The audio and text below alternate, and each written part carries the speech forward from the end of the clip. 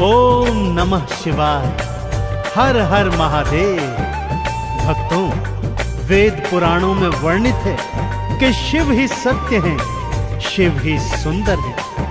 भगवान शिव का न कोई आदि है और न कोई अंत। आपने वेद पुराणों के माध्यम से भगवान शिव की अनेकानेक गाथाएं सुनी होंगी भक्तों, परंतु आज मैं उन्हीं जटाधारी, गंगाधारी और औघड़नाथ शिव भोले की ऐसी कुछ गाथाएं आपको सुनाने जा रहा हूं, जिससे आप सबका यह विश्वास और भी दृढ़ हो जाएगा कि मात्र एक लोटा गंगा जल अर्पण करने से प्रसन्न हो जाने वाले सदाशिव जैसा दानवीर और कोई नहीं है। तो एक बार फिर मेरे साथ बोलिए, बोलिए शंकर भगवान की।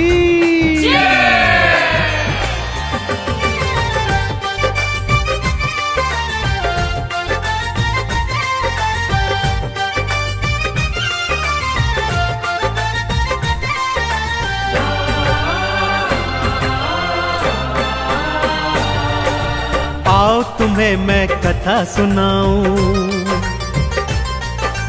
आओ तुम्हें मैं कथा सुनाऊं शिव शंकर भगवान की। असुरों को भी जो वर देते ऐसे दया निधान की, ऐसे दया निधान की। आओ तुम्हें मैं कथा सुनाऊं शिव शंकर भगवान की। असुरों को भी जो वर देते ऐसे दया निधान की, ऐसे दया निधान की। आओ तुम्हें मैं कथा सुनाऊं।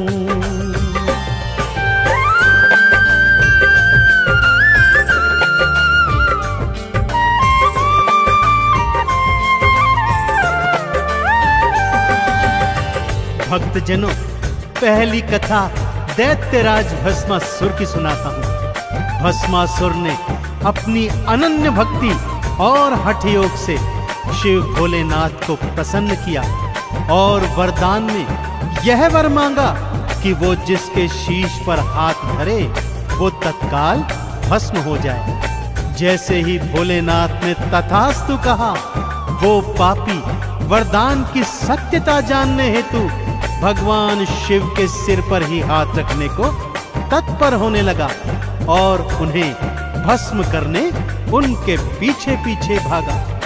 तीनों लोकों के आराध्य भगवान भोलेनाथ आज स्वयं अपने प्राणों की रक्षा हेतु आगे आगे भाग रहे हैं और पीछे पीछे दैत्य भाग रहा है। आगे क्या हुआ, आइए सुनते हैं।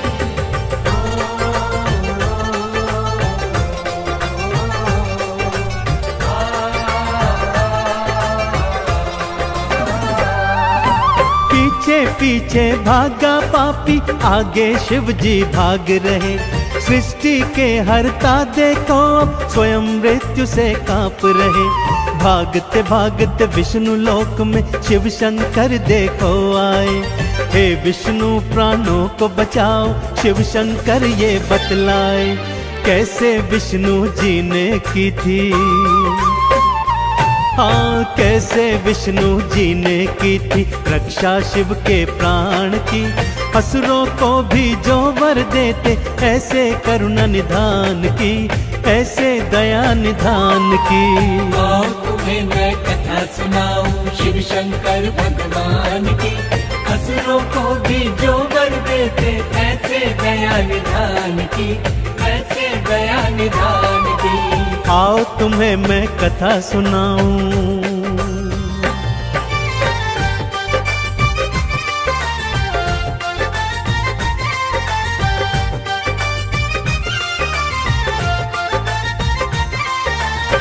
शिव शंकर के आवाहन पर श्री हरि ने योग निद्रा को त्यागा और तत्काल प्रभाव से मोहिनी का रूप धारण किया और असुर के सन्मुख पहुंच गए।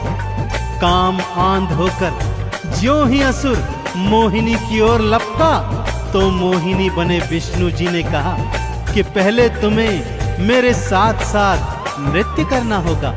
जैसे जैसे मैं नाचती जाऊं तुम भी वैसे वैसे मेरे साथ नाचते जाना। और मोहवश मोहिनी की ताल पर असुर ताता थैया कर नाचने लगा। जैसे जैसे मोहिनी नाचती, भस्मासुर अनुसरण करता जाता।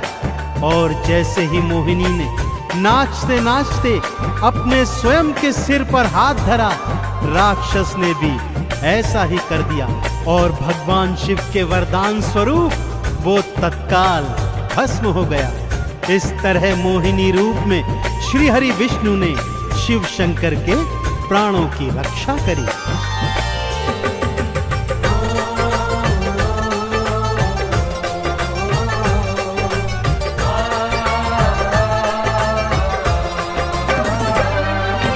जैसे जैसे मोहिनी नाचे, असुर भी नाचता जाता था। भस्मासुर तो मोहिनी की ताल से ताल मिलाता था। मोहिनी ने नाचते नाचते अपने सिर पर हाथ रखा। राक्षस ने भी मोहिनी का भक्तों फिर अनुसरण किया। भस्म हो गया राक्षस पल में। हाँ, भस्म हो गया राक्षस पल में। बलि चढ़ाई प्राण की, असुरों को भी जो वर देते, ऐसे दया निधान की, ऐसे दया निधान की। आओ तुम्हें मैं कथा सुनाऊं शिव शंकर भगवान की। असुरों को भी जो वर देते, ऐसे दया निधान की, ऐसे दया निधान की। आओ तुम्हें मैं कथा सुनाऊं।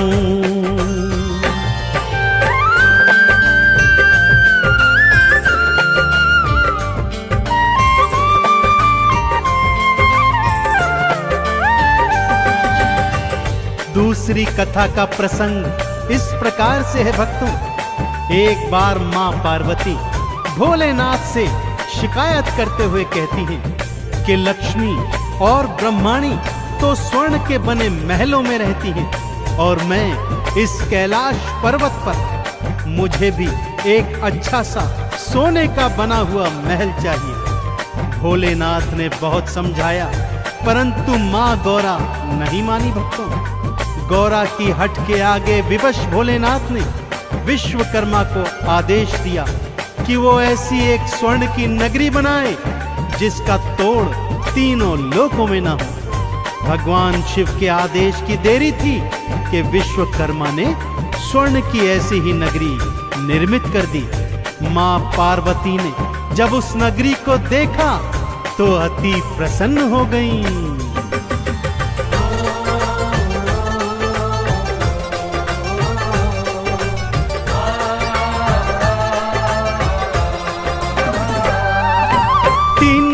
में सबसे सुंदर ऐसी नगरी बनवाई। नगरी देखी गौरा ने तो मन ही मन वो हर्षाई। गृह प्रवेश की खातिर कोई पंडित भोले बुलवाओ। यज्ञ हवन और पूजा अर्चन हे शिव शंकर करवाओ। सबने अनुशंसा की भक्तों,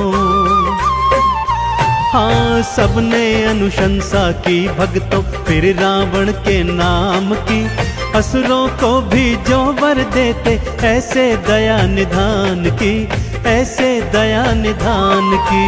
आओ तुम्हें मैं कथा सुनाऊं शिव शंकर भगवान की। असुरों को भी जो वर देते, ऐसे दया निधान की, ऐसे दया निधान की। आओ तुम्हें मैं कथा सुनाऊं।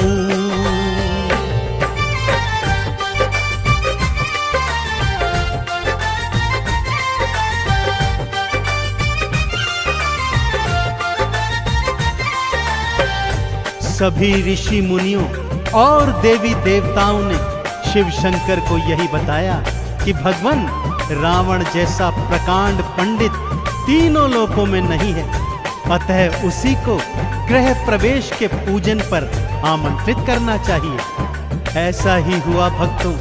रावण को पूजन हेतु बुलवाया गया और रावण ने भी पूरे विधि विधान से गृह प्रवेश का पूजन अर्चन संपन्न करवाया।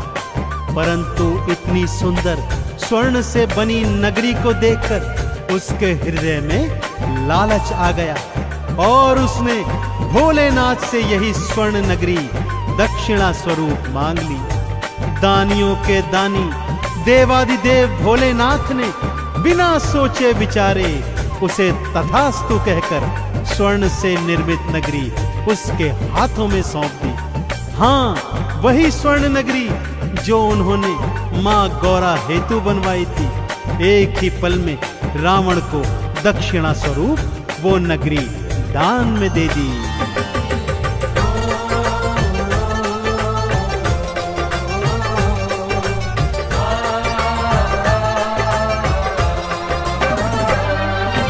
एक पल को ना देर लगाई, दान में लंका दे डाली।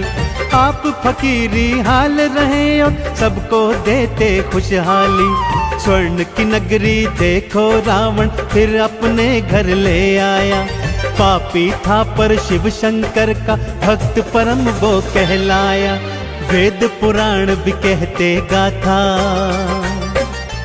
हाँ वेद पुराण भी कहते गाथा शिव शंकर के दान की। असुरों को भी जो वर देते ऐसे दया निधान की, ऐसे दया निधान की। आओ तुम्हें मैं कथा सुनाऊं शिव शंकर भगवान की। असुरों को भी जो वर देते ऐसे दया निधान की, ऐसे दया निधान की। आओ तुम्हें मैं कथा सुनाऊं।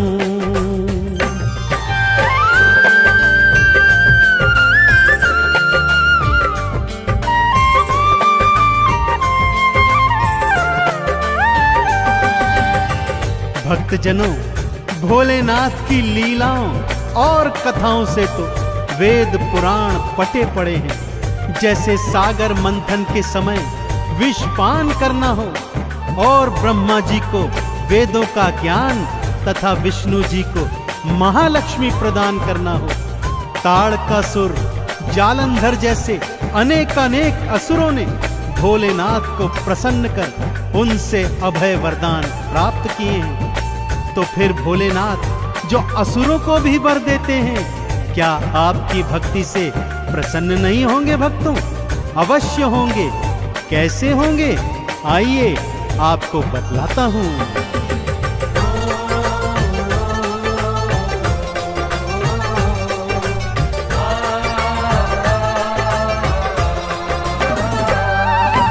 एक लोटा गंगा जल संग में दूध दही घी ले आना। चंदन तिलक लगा पिंडी पर बेल पत्र अर्पित करना। बस इतनी सी भक्ति पर शिव भोले खुश हैं हो जाते। भक्तों के भंडार वो भोले अपनी कृपा से भर जाते। व्यर्थ जन्म न गवाओ भक्तों,